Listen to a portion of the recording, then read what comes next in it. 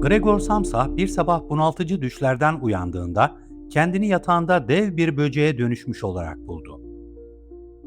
Kafka bizi hiçbir açıklama yapmadan, neden ve nasıl olduğunu sormamıza fırsat bile vermeden bu gerçeküstü dehşetin tam ortasına bırakır. Dönüşüm sadece biyolojik bir değişim değildir. Bu, bir insanın toplumun gözünde faydalı bir araç olmaktan çıktığı an yaşadığı ruhsal ve sosyal yıkımın öyküsüdür. Bugün sırtındaki sert kabuğuyla tavanlarda gezinen ama kalbinde hala bir insanın hüzünlerini taşıyan Gregor Samsa'nın odasına gireceğiz sevgili dostlar. Ailesinin sevgisinden nefretine, toplumun tiksintisinden ölümün sessizliğine uzanan o klostrofobik koridorlarda yürüyeceğiz. Hazırsanız kapıyı aralıyoruz ama dikkat edin, içeride sadece bir böcek değil, hepimizin korkularının bir yansıması var.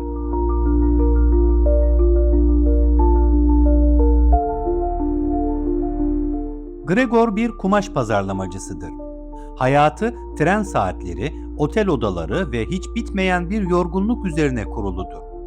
Çalışmasının tek bir amacı vardır.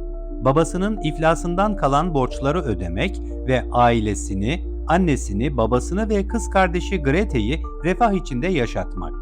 Gregor, ailenin altın yumurtlayan tavuğudur. O sabah uyandığında Gregor'un ilk endişesi bir böcek olması değil, işe geç kalmasıdır. Bu, Kafka'nın sistem eleştirisinin en acı noktasıdır sevgili dostlar. Bir insan fiziksel olarak bir canavara dönüşmüş olsa bile patronunun azarlamasından ve treni kaçırmaktan daha çok korkmaktadır. Çünkü modern dünyada varlığınız ürettiğiniz değerle ölçülür.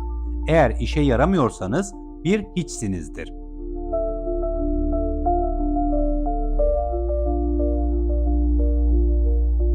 Gregor'un odasından çıkmaması üzerine önce ailesi, sonra da iş yerindeki temsilci kapıya dayanır. Kapı açılıp da o devasa, çok bacaklı yaratık görüldüğünde tepkiler trajediye dönüşür. Anne bayılır, temsilci dehşet içinde kaçar, baba ise oğlunu bir sopayla odasına geri süpürür. İşte burada yabancılaşma başlar sevgili dostlar. Kimse Gregor sana ne oldu diye sormaz. Herkes şimdi bize kim bakacak ve bu rezaleti nasıl saklarız derdindedir. Gregor artık ailenin sevilen oğlu değil, evin saklanması gereken utanç kaynağı, kirli bir şeydir. Odası bir yaşam alanı olmaktan çıkıp eşyaların yığıldığı bir depoya, bir zindana dönüşür.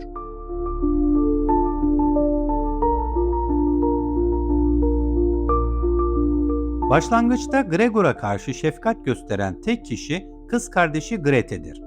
Ona yemek getirir, odasını temizlemeye çalışır. Ancak zaman geçtikçe Gregor'un bakımı bir yük haline gelir.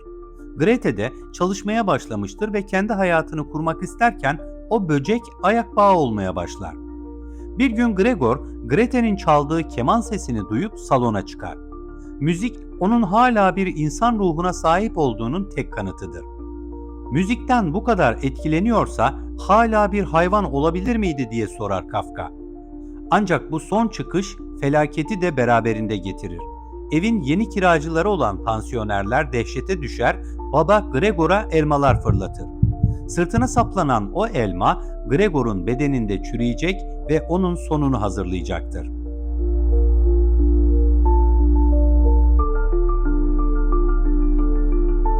Babanın fırlattığı elma Gregor'un kabuğuna saplanır ve orada kalır. Bu elma bir ilk günah sembolü gibidir. Gregor artık fiziksel olarak da acı çekmektedir. Ailesi artık onun Gregor olduğuna bile inanmak istemez. Kardeşi Grete sonunda babasına şöyle der: "Onu başımızdan atmalıyız baba.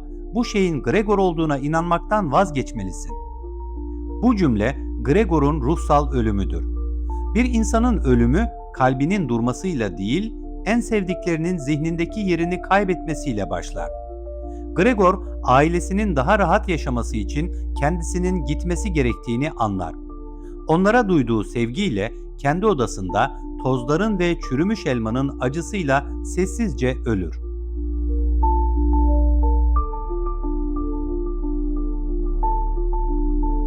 Gregor'un ölümü ailesi için bir trajedi değil, devasa bir rahatlama olur. Hizmetçi kadın onun cansız bedenini çöpe atarken aile bayram havasındadır. Bir trene binip kasabaya giderler. Güneş açar, gelecek hakkında umutlu planlar yaparlar. Grete'nin güzelleştiğini fark ederler. Artık yeni bir hayat başlamıştır. Gregor Samsa bir böcek olarak öldüğünde ailesi insanlıklarını kaybetmiş ama ekonomik olarak özgürleşmişlerdir. Kafka bu finalle bizi sarsar sevgili dostlar. Sistem işe yaramayanı dışlar, unutur ve yerine yeni araçlar koyar. Gregor'un ölümü bir ailenin kurtuluşu olmuştur.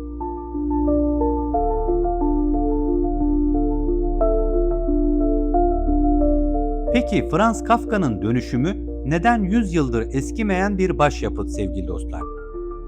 Çünkü her birimiz bir sabah uyandığımızda kendimizi sistemin içinde bir böcek gibi hissedebiliriz. Bir işi kaybettiğimizde, bir hastalığa yakalandığımızda veya başkalarının beklentilerini karşılayamadığımızda çevremizdeki o sevgi çemberinin ne kadar çabuk daraldığını görürüz.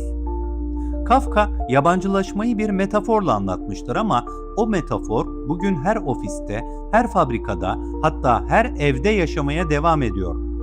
Bizler sadece üretebildiğimiz kadar mı değerliyiz? Yoksa bir böceğe dönüştüğümüzde bile bizi sevecek birileri var mı?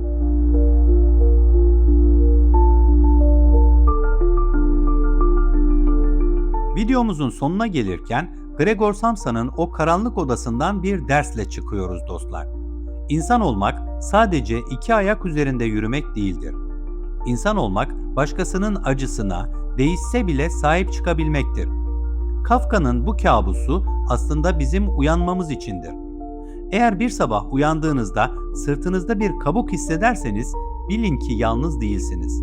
Gregor Samsa bir asırdır o odada sizi bekliyor. Ama asıl soru şu, siz odanızdaki böceği sevebilecek misiniz?